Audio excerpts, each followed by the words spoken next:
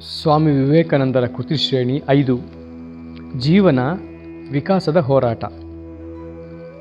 ಬೀಜದಿಂದ ಮರ ಬರುವುದೇ, ಮರದಿಂದ ಬೀಜ ಬರುವುದೇ ಎಂಬ ಹಳೆಯ ಸಮಸ್ಯೆ ನಮ್ಮ ಜ್ಞಾನ ಕ್ಷೇತ್ರವನ್ನೆಲ್ಲ ಆವರಿಸಿದೆ. ಮೊದಲು ಚೇತನ ಬಂತೆ ಅಥವಾ ಜಡ ಬಂತೆ? ಭಾವನ ಮೊದಲೇ ಬಂತೆ ಅಥವಾ ಅದನ್ನು ಹೋಲುವ ವಸ್ತು ಮೊದಲು ಬಂತೆ? ಮುಕ್ತಿ ನಮ್ಮ ಸ್ವಭಾವವೇ ಅಥವಾ ನಿಯಮಕ್ಕೆ ಅಧೀನರಾಗಿರುವುದು ನಮ್ಮ ಸ್ವಭಾವವೇ?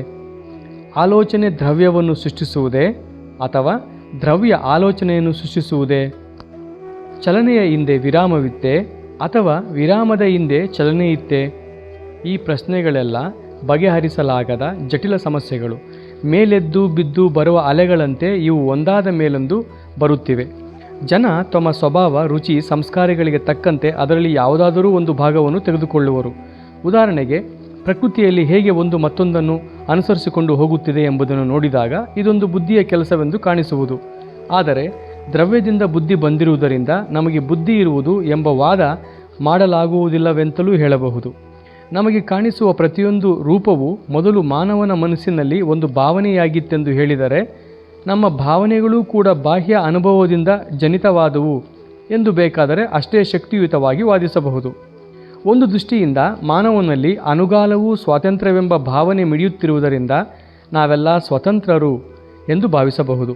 ಆದರೆ ಪ್ರಪಂಚದಲ್ಲಿ ಎಲ್ಲ ಘಟನೆಗಳು ಕಾರ್ಯಕಾರಣ ನಿಯಮಬದ್ಧವಾಗಿರುವುದರಿಂದ ದೈಹಿಕ ಮತ್ತು ಮಾನಸಿಕ ವಿಷಯಗಳೂ ಕೂಡ ಕಾರ್ಯಕಾರಣ ನಿಯಮವನ್ನು ಕಟ್ಟುನಿಟ್ಟಾಗಿ ಪಾಲಿಸುತ್ತವೆ ಎನ್ನಬಹುದು. ನಮ್ಮ ಇಚ್ಛೆಯ ಮೂಲಕ ದೇಹ ಕೆಲಸ ಮಾಡುವುದನ್ನು ನೋಡಿದಾಗ ಆಲೋಚನೆಯೇ ನಮ್ಮ ದೇಹವನ್ನು ಸೃಷ್ಟಿಸಿದೆ ಎನ್ನಬಹುದು. ಇದರಷ್ಟೇ ಸತ್ಯವಾಗಿದೆ ಮತ್ತೊಂದು ವಾದ. ದೇಹದಲ್ಲಿ ಬದಲಾವಣೆಯಾದರೆ ಮನಸ್ಸಿನಲ್ಲಿಯೂ ಬದಲಾವಣೆ ಆಗುವುದರಿಂದ ದೇಹವೇ ಮನಸ್ಸಿಗೆ ಕಾರಣ ಎಂದು ಬೇಕಾದರೂ ಹೇಳಬಹುದು. ಪ್ರಪಂಚದಲ್ಲಿ ಆಗುತ್ತಿರುವ ವಿಕಾರಗಳ ಹಿಂದೆ ಒಂದು ಅವಿಕಾರಿಯಾಗಿರುವುದು ಇದೆ ಎಂದರೆ ಬದಲಾವಣೆಯಾಗದೇ ಇರುವುದು ಒಂದು ಇರಬೇಕು. ಇದು ವಾದದ ಒಂದು ಮುಖ. ವಿಕಾರವಾಗದೇ ಇರುವುದು ಇದೆ ಎಂಬುದು ಭ್ರಾಂತಿಯುಕ್ತವಾದ ಸಾಪೇಕ್ಷ ಭಾವನೆ ಎಂದು ಅಷ್ಟೇ ಯುಕ್ತಿಯುಕ್ತವಾಗಿ ಹೇಳಬಹುದು. ಏಕೆಂದರೆ ಈ ಭಾವನೆಯು ಚಲನೆಯಲ್ಲಿ ಕಂಡುಬರುವ ಭೇದವನ್ನು ಅವಲಂಬಿಸಿದೆ. ಕೊನೆಗೆ ನಮ್ಮ ಜ್ಞಾನವೆಲ್ಲ ಈ ಬೀಜ ವೃಕ್ಷ ನ್ಯಾಯದಲ್ಲಿ ಕಾರ್ಯಕಾರಣಗಳು ಒಂದು ಮತ್ತೊಂದನ್ನು ಬಿಟ್ಟಿರಲಾರವು ಎಂಬುದರಲ್ಲಿ ಕೊನೆಗಾಣುವುದು. ನಾವು ಯುಕ್ತಿಯ ನಿಯಮದ ಮೂಲಕ ಇದನ್ನು ವಿಮರ್ಶಿಸಿದರೆ ಇಂತಹ ಜ್ಞಾನ ತಪ್ಪಾಗುವುದು. ವಿಚಿತ್ರವೇನೆಂದರೆ, ನಿಜವಾದ ಜ್ಞಾನದೊಂದಿಗೆ ಹೋಲಿಸಿದಾಗ ಇದು ಸರಿಯಲ್ಲ ಎಂದು ಗೊತ್ತಾದುದಲ್ಲ, ಅದೇ ಬೀಜ ವೃಕ್ಷ ನ್ಯಾಯದ ಮೇಲೆ ನಿಂತಿರುವ ನಿಯಮಗಳ ಆಧಾರದ ಮೇಲೆಯೇ ಇದು ಸರಿಯಿಲ್ಲ ಎಂದು ಗೊತ್ತಾಗುವುದು. ಆದ್ದರಿಂದ ನಮ್ಮ ಜ್ಞಾನವೆಲ್ಲ ತನ್ನ ಅಪೂರ್ಣತೆಯನ್ನು ವ್ಯಕ್ತಗೊಳಿಸುವುದು ಎಂಬುದು ಸ್ಪಷ್ಟ. ಆದರೂ ನಮಗೆ ಅದನ್ನು ಅಸತ್ಯ ಎಂದು ಹೇಳಲಾಗುವುದಿಲ್ಲ.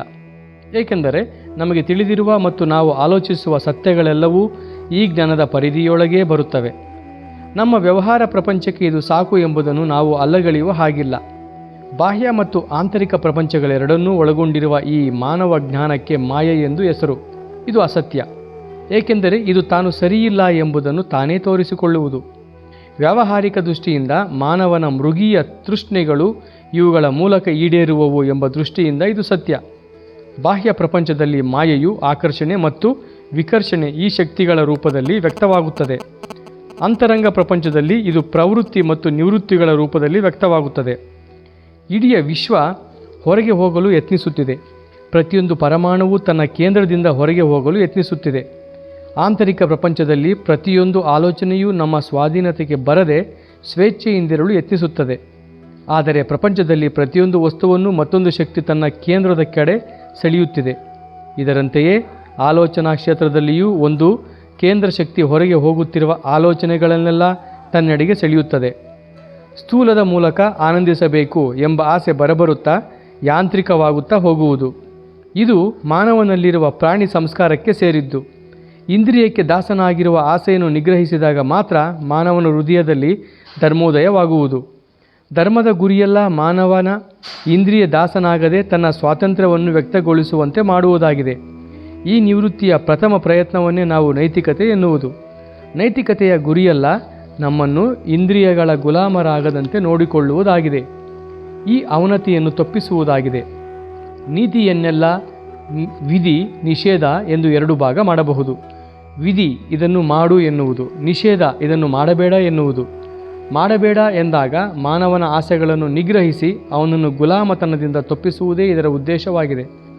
ಇದನ್ನು ಮಾಡು ಎಂದಾಗ ಮುಕ್ತಿಗೆ ಹೇಗೆ ಹೋಗಬೇಕು ಎಂಬುದನ್ನು ತೋರಿಸುವುದೇ ಇದರ ಉದ್ದೇಶ. ಆಗಲೇ ಅವನತಿಗೆ ಇಳಿದ ಮನುಷ್ಯನನ್ನು ಹೇಗೆ ಮೇಲಕ್ಕೆ ಎತ್ತಬೇಕು ಎನ್ನುವುದನ್ನು ಅದು ತೋರಿಸುವುದು. ಮಾನವ ಸ್ವತಂತ್ರನಾಗಲು ಸಾಧ್ಯವಾದರೆ ಮಾತ್ರ ನೈತಿಕತೆ ಸಾಧ್ಯ. ನಾವು ಸಂಪೂರ್ಣ ಮುಕ್ತರಾಗಲು ಸಾಧ್ಯವೇ ಎಂಬ ಪ್ರಶ್ನೆಯನ್ನು ಗಮನಕ್ಕೆ ತೆಗೆದುಕೊಳ್ಳದೇ ಹೋದರೂ ಇಡೀ ಜಗತ್ತು ವಿಕಾಸವಾಗುವುದಕ್ಕೆ ಹೋರಾಡುತ್ತಿದೆ, ಮುಕ್ತರಾಗುವುದಕ್ಕೆ ಹೋರಾಡುತ್ತಿದೆ ಎಂಬುದು ಸ್ಪಷ್ಟ. ಈ ಅನಂತ ದೇಶ ಒಂದು ಪರಮಾಣುವಿನ ಸಂಚಾರಕ್ಕೂ ಸಾಲದು. ಪೂರ್ಣ ಮುಕ್ತರಾಗುವವರೆಗೆ ಈ ವಿಕಾಸಕ್ಕಾಗಿ ನಡೆಯುವ ಹೋರಾಟ ಎಂದೆಂದಿಗೂ ಮುಂದೆ ಸಾಗುತ್ತಿರಬೇಕು. ಮುಕ್ತಿಯನ್ನು ಪಡೆಯುವುದು ವ್ಯಥೆಯಿಂದ ಪಾರಾಗುವುದಕ್ಕೆ ಅಥವಾ ಸುಖವನ್ನು ಅನುಭವಿಸುವುದಕ್ಕೆ ಎಂದು ನಾವು ಹೇಳಲಾರೆವು.